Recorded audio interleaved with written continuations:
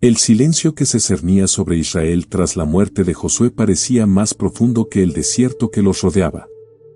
Era un silencio cargado de recuerdos, como si cada piedra aún guardara las huellas del líder que guió a la nación hacia la tierra prometida. Ahora, sin Josué, el campamento parecía dudar entre seguir avanzando o temer el futuro incierto. El viento que soplaba entre las tiendas traía la sensación de que comenzaba una nueva era, pero nadie sabía aún qué forma tomaría. Las tribus, dispersas por la vasta Canaán, se dieron cuenta de que, por primera vez en décadas, no contaban con un solo comandante que guiara sus decisiones. El pueblo buscaba dirección y, sobre todo, alguien que mantuviera viva la llama del pacto hecho con el Señor. Cada familia, cada líder de clan, miraba hacia las colinas que rodeaban sus nuevas tierras, buscando entre sus sombras el eco de la voz que había guiado a Moisés y luego a Josué. La sensación de vulnerabilidad crecía como una sombra lenta. Fue durante este periodo de transición que surgieron ataques inesperados. Los pueblos vecinos, al percibir la ausencia de un liderazgo central, avanzaron con audacia contra Israel. Sin la mano firme de Josué, las tribus reaccionaron de forma dispersa y poco estratégica. Campos fueron saqueados, aldeas incendiadas, y el pueblo clamó al Señor, recordando que la promesa de la tierra venía con el compromiso de fidelidad. El dolor y el desorden los llevaron de nuevo a la oración. Así, en respuesta al clamor colectivo, Dios suscitó una nueva forma de liderazgo, los jueces. No eran reyes ni generales permanentes, sino hombres y mujeres elegidos directamente por el Señor para momentos específicos de crisis. La primera figura que sobresalió en este nuevo periodo fue Otoniel, sobrino de Caleb, un hombre conocido por su valentía, integridad y fe inquebrantable. Era como si Dios le recordara a Israel que nunca los dejaría sin dirección. Otoniel emergió en medio de la opresión de los mesopotámicos, quienes habían dominado regiones enteras y esclavizado a familias israelitas. El pueblo gemía bajo el peso de los impuestos y el trabajo forzado, y las historias de brutalidad se extendieron por las ciudades recién fundadas. Sin embargo, cuando todos parecían perder la esperanza, la presencia del Espíritu del Señor se manifestó en Otoniel, despertando en él una fuerza que sobrepasaba cualquier capacidad humana. Bajo su liderazgo, hombres de diferentes tribus se reunieron de nuevo, formando un ejército que recordaba los días de Josué. Otoniel entrenó a cada guerrero con disciplina y valentía, recordándoles antiguas victorias obtenidas no por la espada, sino por la presencia del Dios vivo. Habló de la fidelidad de Dios al liberarlos de Egipto y abrir el río Jordán, reavivando en sus corazones la llama de la confianza que se había apagado con los años. La primera gran batalla liderada por Otoniel se caracterizó por su audacia. Lideró al pueblo contra el rey Cusán-Risataim, cuyas fuerzas se consideraban invencibles. El sol brillaba sobre el valle mientras los dos ejércitos se alineaban. Otoniel, al frente, alzó la vista al cielo y pidió fuerza, recordando al pueblo que no luchaban por la gloria, sino por la libertad y la lealtad al Señor. A medida que avanzaban, fue como si todo el desierto presenciara el regreso del Dios guerrero de Israel. La batalla fue rápida, intensa y decisiva. Los opresores fueron derrotados, e Israel celebró una victoria que nadie imaginó posible sin un líder como Josué. Pero quedó claro que no fue la fuerza de Otoniel la que prevaleció, sino el Espíritu de Dios obrando a través de él. Con el enemigo derrotado, la paz regresó a la tierra, y las familias pudieron respirar aliviadas mientras reconstruían sus hogares y campos. Durante años, Otoniel guió al pueblo con firmeza y sabiduría, no como un rey que exigía honor, sino como un siervo instruido por Dios para restaurar el orden y la esperanza. A su alrededor, Israel prosperó de nuevo, recordando que la fidelidad al Señor era la base de cualquier estabilidad duradera. Sus días como juez se convirtieron en un ejemplo para todos los que vendrían después, líderes instruidos en tiempos críticos, moldeados por el Espíritu y sostenidos por la obediencia. Así comenzó el periodo de los jueces, un tiempo marcado por ciclos de caída, arrepentimiento, liberación y restauración. Y, al comienzo de este ciclo, Otoniel fue la prueba viviente de que Dios nunca abandona a su pueblo, incluso cuando el liderazgo humano desaparece. Su historia enseñó que, más importante que tener un comandante a la cabeza, era tener el corazón vuelto al Señor, pues es de su mano que viene la verdadera liberación.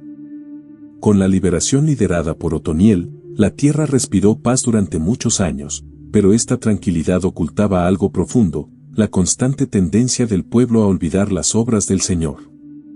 Con el paso de las estaciones, las nuevas generaciones crecieron sin haber presenciado las batallas, los milagros y el sufrimiento que precedieron a la liberación. Los recuerdos vívidos se convirtieron en historias lejanas, narradas alrededor de fogatas como si fueran leyendas antiguas. Y, como un río que cambia lentamente de curso, Israel comenzó a desviarse de la obediencia. Las tribus comenzaron a mezclarse con pueblos vecinos, adoptando costumbres, matrimonios y prácticas que debilitaron la identidad espiritual que Dios les había dado. Comenzaron a aparecer altares paganos en las colinas, y el pueblo se postró ante dioses de piedra y madera, olvidando que era el Dios vivo quien les había dado la tierra. La tierra prometida, antaño símbolo de victoria, se convirtió en escenario de promesas incumplidas. La luz espiritual de Israel comenzó a desvanecerse. Con esta infidelidad llegaron nuevas amenazas. Pueblos extranjeros, percibiendo la debilidad espiritual y militar de las tribus, avanzaron como tormentas repentinas. Aldeas fueron incendiadas, mujeres y niños huyeron por las colinas, y los hombres intentaron defender sus hogares sin su antiguo vigor. El ciclo contra el que Dios había advertido se repitió. Cuando Israel se extravió, su protección disminuyó, y el sufrimiento vino como advertencia para despertar el corazón endurecido. Fue en este escenario que el miedo surgió entre las tribus, al darse cuenta de que ya no había unidad. Cada región intentó defenderse sola, como si los días de Josué y Otoniel fueran recuerdos inalcanzables. El pueblo clamó, pero sus palabras parecían mezcladas con culpa y arrepentimiento tardío. En medio del caos, los ancianos se reunieron y debatieron, recordando que los jueces no fueron elegidos por los hombres, sino instituidos por Dios mismo. Había esperanza, pero aún estaba oculta. En los valles de Canaán, familias huyeron a cuevas para escapar de los saqueadores. Los cultivos fueron destruidos antes de la cosecha, y muchos comenzaron a dudar de la vigencia de las promesas de Dios. Pero incluso en la aflicción, hubo un pequeño remanente fiel, hombres y mujeres que se negaron a arrodillarse ante los ídolos de las naciones. Estos pocos mantuvieron viva la llama del pacto, incluso cuando la oscuridad espiritual parecía prevalecer. Mientras Israel sufría, el clamor del pueblo finalmente llegó al cielo con renovada sinceridad. No eran palabras vacías motivadas solo por el miedo, sino profundas súplicas de arrepentimiento. Querían volver al Señor, abandonar a los dioses extranjeros y restaurar el pacto roto. Y cuando el corazón del pueblo se volvió verdaderamente a Él, Dios respondió, como siempre lo había hecho desde Egipto, con una misericordia mayor que el juicio. Fue en esta época que comenzaron a surgir nuevos jueces. Dios estaba preparando líderes que surgirían en diferentes momentos, cada uno con sus propias características, algunos guerreros, otros estrategas, e incluso una profetisa entre ellos. El modelo de liderazgo no siguió patrones humanos, surgió en el momento oportuno, en el corazón oportuno y con el poder oportuno. La historia de Otoniel fue solo el comienzo de una secuencia que moldearía a Israel durante siglos. Entre las figuras que destacarían, ya se perfilaba el nombre de Ehud, un hombre improbable, físicamente limitado, pero fortalecido por el espíritu. Sería decisivo para derrocar a un rey opresor que aterrorizaba a Israel con crueldad. La elección de Dios fue sorprendente una vez más, demostrando que el liderazgo espiritual no dependía de la fuerza bruta, sino de la disposición a obedecer cuando todos los demás se rindieron. Con el paso de los años, cada tribu comprendió que la mano de Dios se movía de diferentes maneras, pero siempre con el mismo objetivo, restaurar al pueblo para que permaneciera fiel a la alianza. La tierra, marcada por guerras y reconstrucciones, presenció el flujo y el reflujo de la fe de Israel. El panorama era cíclico, como el corazón humano, profundas caídas seguidas de renovación, derrotas seguidas de liberación. Era un drama espiritual que se repetía de generación en generación. Así, el periodo de los jueces quedó firmemente establecido, una sucesión de líderes surgidos no por la corona ni la herencia, sino por intervención divina. Israel aprendería, con el paso de los siglos, que la estabilidad no solo proviene de líderes fuertes, sino de un pueblo fiel a su Dios.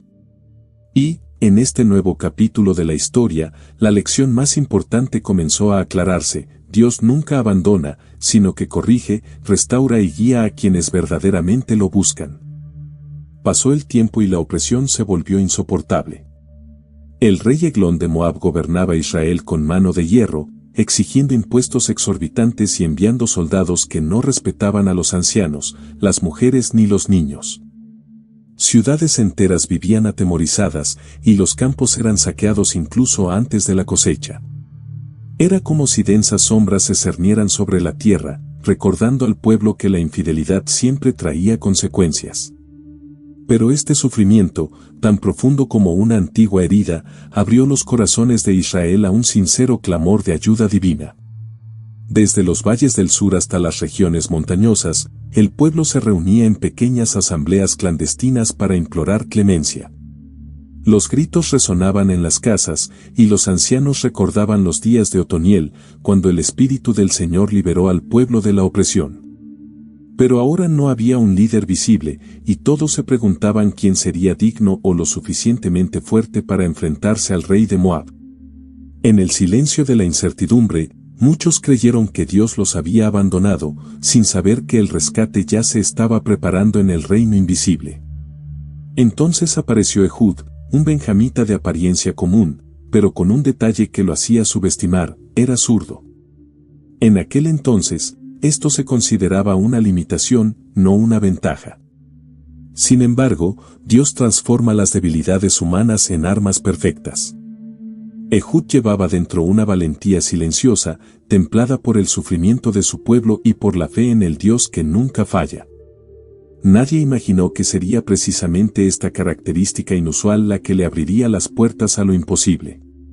Una mañana, los líderes tribales eligieron a Ahod para llevar tributo al rey Eglón. La decisión pudo parecer administrativa, pero Dios ya estaba moviendo cada pieza. Ahod forjó hábilmente una espada corta y afilada, diseñada para ocultarse bajo su ropa, sujeta a su costado derecho.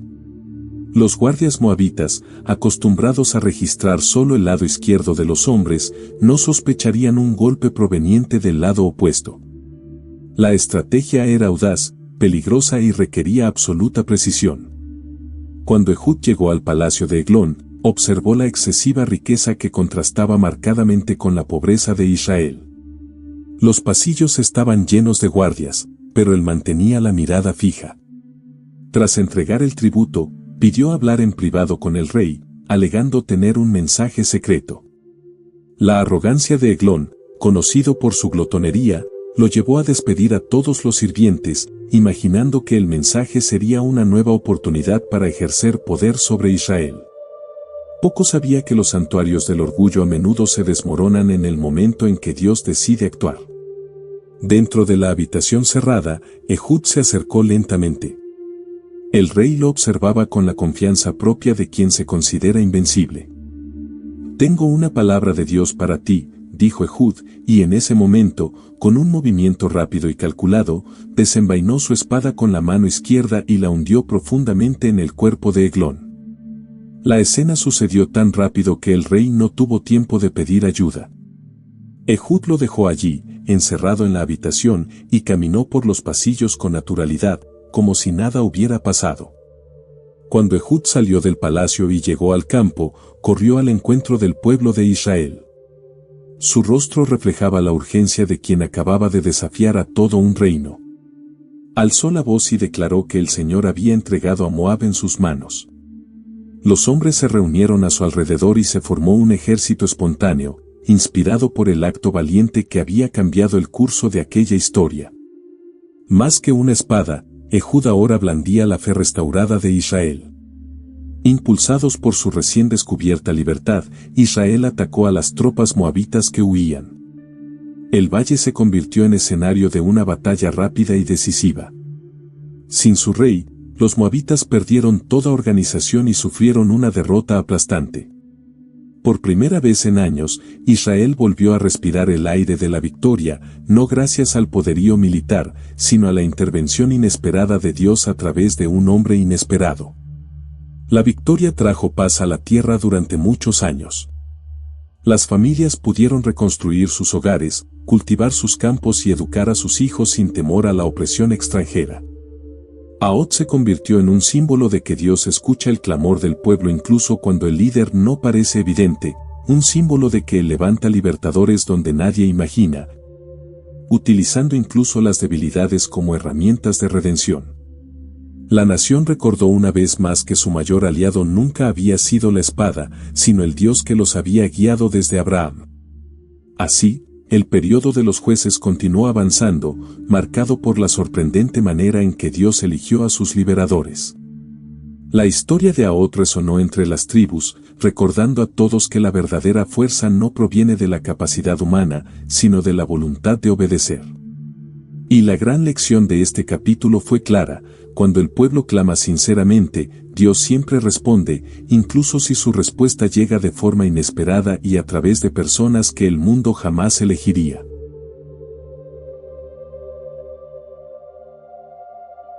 Los años de paz tras la liberación de Ahot transcurrieron como una suave brisa, pero una vez más, Israel se distanció del Señor. La antigua tendencia a mezclarse con las costumbres paganas regresó silenciosamente, erosionando la fidelidad del pueblo. Con la infidelidad llegó la disciplina. Dios permitió que Jabín, rey de Canaán, dominara a Israel a través de su temido comandante Sísara.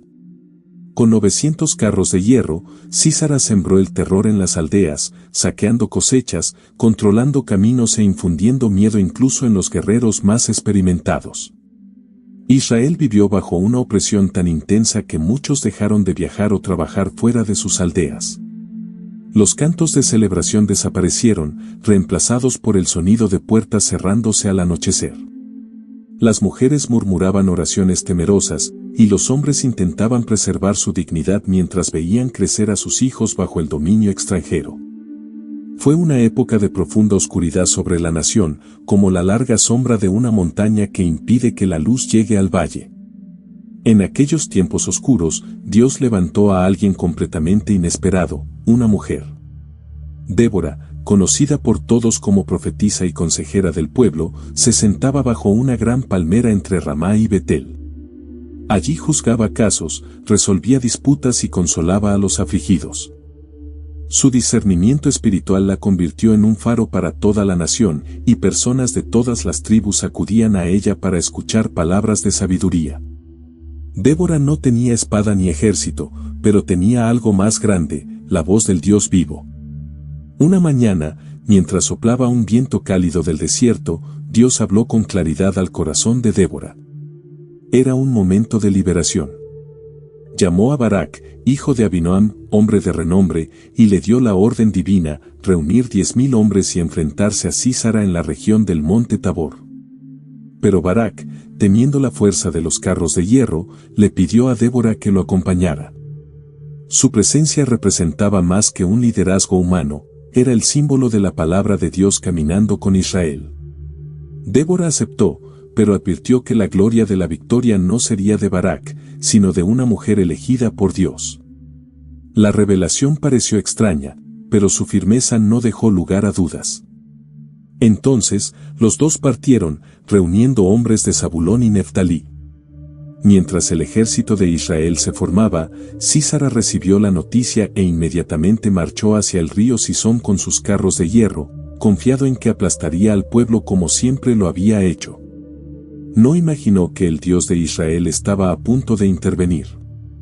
A medida que los ejércitos se acercaban, nubes oscuras comenzaron a moverse rápidamente por el cielo, como si fueran arrastradas por manos invisibles. Débora alzó la voz y proclamó que el día de la liberación había llegado. En el instante en que Israel avanzó, una lluvia torrencial cayó sobre el valle, convirtiendo la tierra firme en un espeso lodo. Los carros de hierro de Sísara, antes invencibles, quedaron atascados como animales atrapados, incapaces de avanzar ni retroceder. fue la respuesta directa del cielo al clamor del pueblo. Barak lideró el ataque con renovado vigor, e Israel avanzó como una ola imparable. Los soldados cananeos, desorientados e inmóviles, fueron derrotados uno a uno. Sísara, al darse cuenta de que la batalla estaba perdida, abandonó su carro atascado y huyó a pie entre la maleza, buscando refugio desesperadamente. El poderoso comandante, que durante años había aterrorizado al pueblo, ahora huía como un fugitivo, demostrando que ninguna fuerza humana puede resistir la mano del Señor. Mientras huía, Sísara se topó con la tienda de Jael, esposa de Geber el Ceneo, cuyo campamento estaba en paz con el rey Jabín. Creyéndose a salvo, Sísara entró y pidió agua. Jael, con mirada serena, le dio leche tibia y lo cubrió con un manto, como quien acoge a un refugiado. Pero Jael sabía que Dios estaba obrando ese día. En cuanto el comandante se durmió, se acercó en silencio, firme como quien comprende su misión, y le arrebató la fuerza y el dominio que habían oprimido a Israel durante años. Horas después, Barak llegó a la tienda, y Jael lo llamó, mostrándole al hombre que había aterrorizado a Israel, ahora inmóvil en el suelo. La victoria era completa. Israel celebró la caída de Jabín, y Débora cantó un cántico poderoso que resonó por toda la tierra, exaltando al Dios que actúa a través de quien Él quiere, ya sea un guerrero, una profetisa o una mujer común en su tienda. La paz regresó a la nación, recordándoles que la fuerza de Israel nunca residió en las armas, sino siempre en la obediencia. Así, la historia de Débora marcó el periodo de los jueces como un testimonio eterno de cómo Dios suscitó líderes inesperados en tiempos inesperados. Su valentía demostró que la verdadera autoridad nace de la comunión con el Señor, no de posiciones humanas. Israel aprendió una vez más que Dios no necesita poder militar para cumplir sus planes, solo necesita corazones dispuestos. Y cuando un corazón se entrega, una nación entera puede transformarse.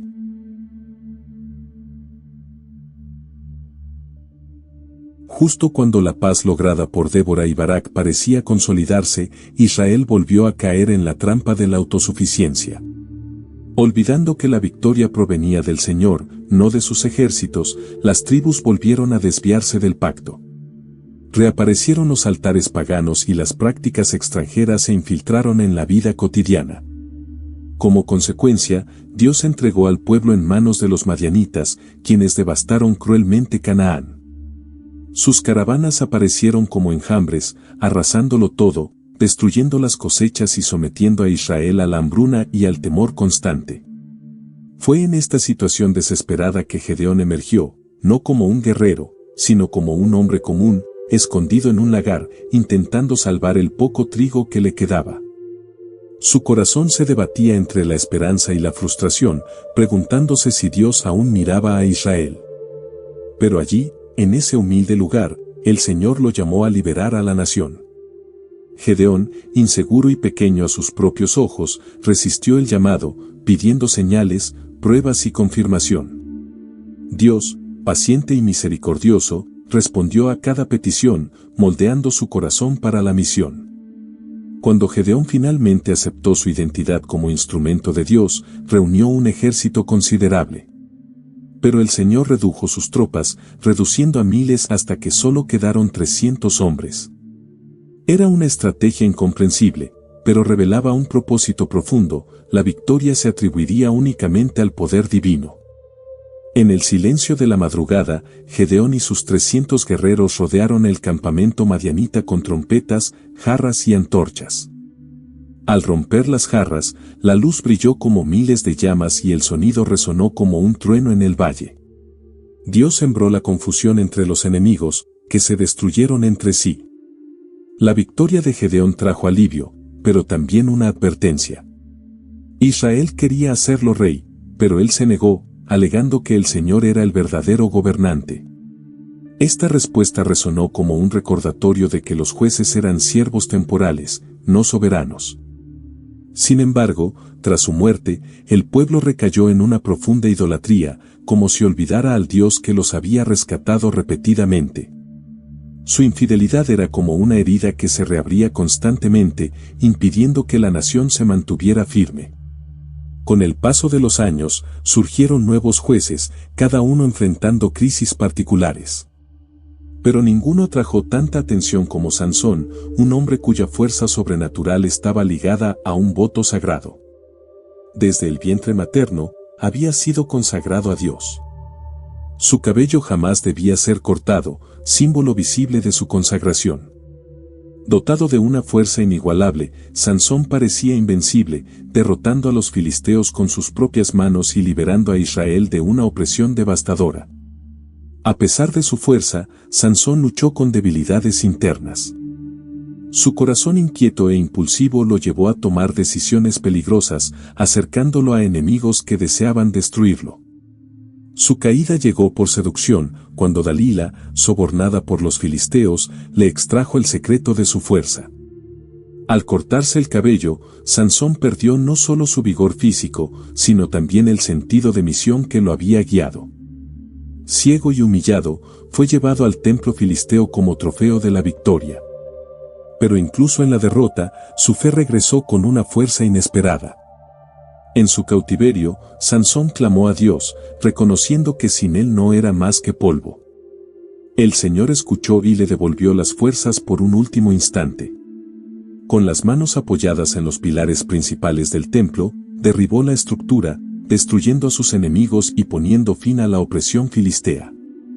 Su muerte, aunque trágica, liberó a Israel una vez más, recordándonos que Dios puede transformar incluso la caída definitiva en un instrumento de redención.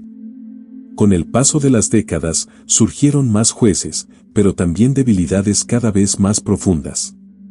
La corrupción creció, la idolatría se extendió y las tribus se distanciaron. Fue entonces cuando Dios levantó a Samuel, el último juez, profeta desde la infancia, un hombre recto y sensible a la voz divina. Samuel guió a Israel hacia el arrepentimiento, reconduciendo al pueblo al pacto y preparando el terreno para un nuevo tipo de gobierno, la monarquía. Fue el fin de una era y el comienzo de otra. Bajo el reinado de Samuel, Israel clamaba por un rey, anhelando estabilidad como otras naciones. Aunque Dios les advirtió sobre los peligros de tal petición, permitió que sus corazones se rebelaran. Así, Saúl, el primer rey, surgió, inaugurando una nueva etapa en la historia. El periodo de los jueces llegó a su fin, poniendo fin a siglos de infidelidad, opresión, arrepentimiento y liberación. Así terminó la era de los jueces, marcada no por la fuerza humana, sino por la inquebrantable fidelidad de Dios. Cada libertador, con virtudes y debilidades, testificó que el Señor permanece firme incluso cuando el pueblo flaquea. La gran lección de este capítulo fue clara: Dios no depende de la perfección de sus siervos, sino de la disposición de sus corazones.